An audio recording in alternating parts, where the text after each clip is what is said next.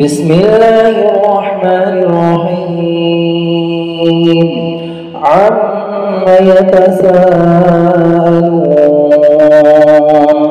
عن النبأ العظيم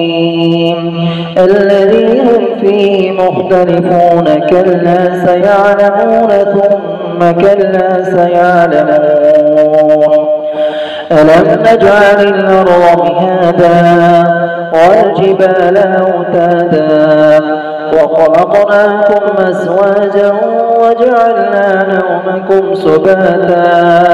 وجعلنا الليل لباسا وجعلنا النهار معاشا وبنينا فوقكم سبعا شدادا وجعلنا سراجا وهاجا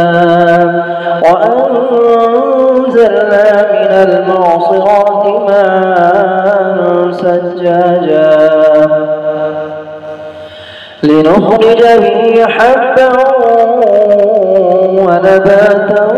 وجنات ألفافا إن يوم الفصل كان ميقاتا يوم ينفخ في الصور فتأتون أفواجا وفتحت السماء فكانت أبوابا وسيرت الجبال فكانت سرابا إن جهنم كانت مرصادا للطاغين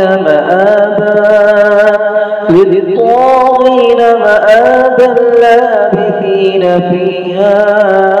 أحقابا لا يذوقون فيها بردا ولا شرابا إلا حميما وغساقا جزاء وفاقا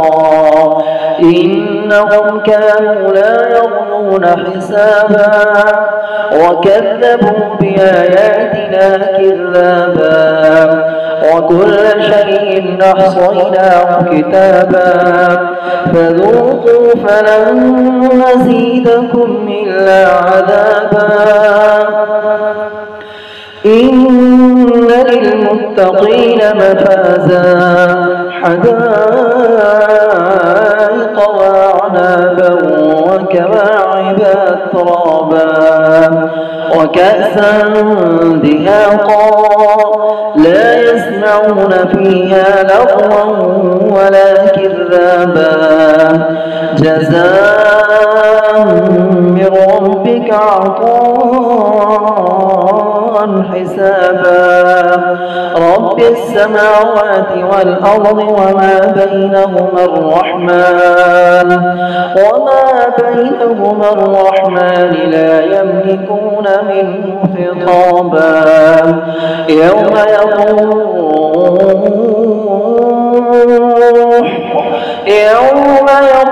الروح والملائكة صفا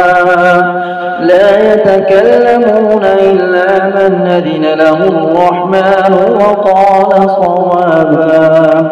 ذلك اليوم الحق فمن شاء اتخذ إلى ربه مآبا إنا أنذرناكم عذابا قريبا يوم ينظر المرء ما قدمت